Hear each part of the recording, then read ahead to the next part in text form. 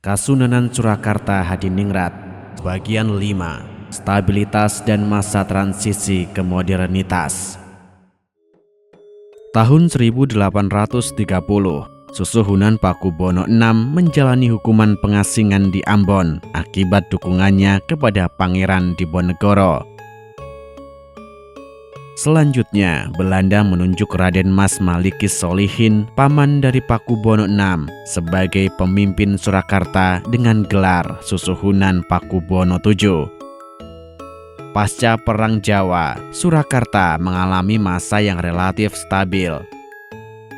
Situasi ini mendorong perkembangan sastra di lingkup keraton. Era inilah yang dianggap para ahli sejarah Jawa sebagai puncak perkembangan sastra dengan pelopornya Ranggawarsita. Beliau merupakan putra dari Mas Pajang Suwara, juru tulis keraton era Pakubono VI yang meninggal karena penyiksaan Belanda. Sejarah mencatat bahwa Susuhunan Pakubono VII menempatkan Ranggawarsita pada posisi yang terhormat di Istana Surakarta. Dikenal sebagai sastrawan yang produktif, Ranggawarsita telah menulis naskah-naskah yang menjadi referensi sastra klasik Jawa. Beberapa naskah sastra seperti Serat Jakalodang, Serat Jayengbaya, dan Serat Kalatida masih menjadi sumber kajian akademisi hingga sekarang. Serat Jakalodang ditulis pada masa penerapan tanam paksa. Dalam serat ini terdapat ramalan tentang datangnya kemerdekaan pada tahun 1877 Saka yang jika dikonversi ke Masehi jatuh pada tahun 1945. Selain bidang sastra, Susuhunan Pakubono VII menerbitkan Pranata Mangsa versi Kasunanan. Pranata Mangsa berfungsi sebagai pedoman para petani dalam pengelolaan pertanian. Tahun 1858, Susuhunan Pakubono VII tutup usia. Karena Pakubono VII tidak memiliki putra mahkota, maka tahta Surakarta dilanjutkan oleh Raden Mas Kusen. Raden Mas Kusen merupakan kakak dari Pakubono VII. Beliau naik tahta dengan gelar Susuhunan Pakubono VIII di usianya yang ke-69 tahun. Raden Mas Kusen hanya bertahta selama 3 tahun. Beliau mengundurkan diri dari tahta Surakarta dan menyerahkannya ke Raden Mas Duksina, putra almarhum Susuhunan Pakubono VI. Akhir tahun 1861, Raden Mas Duksina resmi menduduki tahta Surakarta dengan gelar Susuhunan Pakubono IX. Stabilitas politik dan keamanan Surakarta membuat Susuhunan Pakubono IX berkonsentrasi pada pembangunan infrastruktur. Beberapa bangunan keraton direnovasi seperti Siti Hinggil dan Panggung Sanggabuana.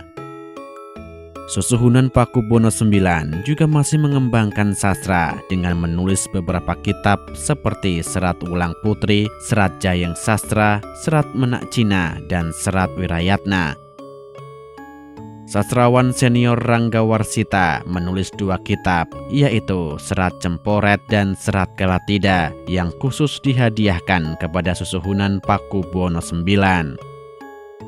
Susuhunan Pakubono IX memerintah hingga wafatnya pada 16 Maret 1893.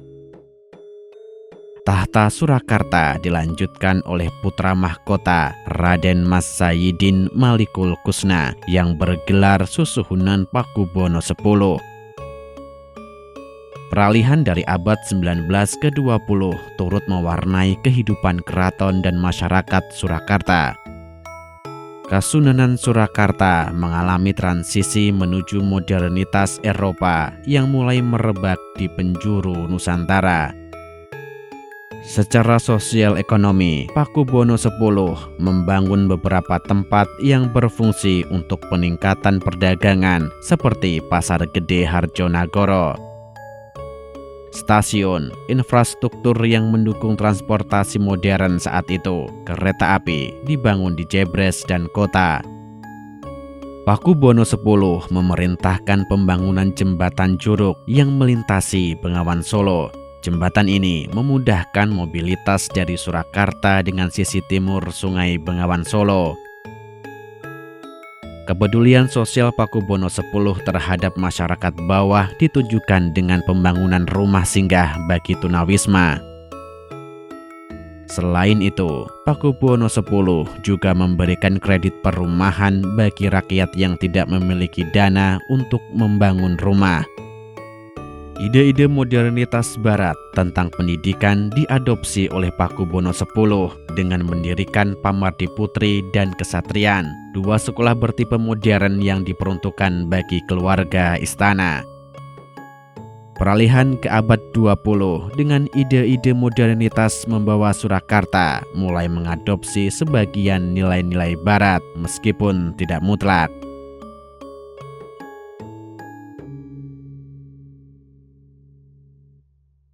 Jika Anda suka video kami, jangan lupa untuk subscribe, like, dan memberi komentar. Nyalakan loncengnya agar mendapatkan notifikasi dari video terbaru kami.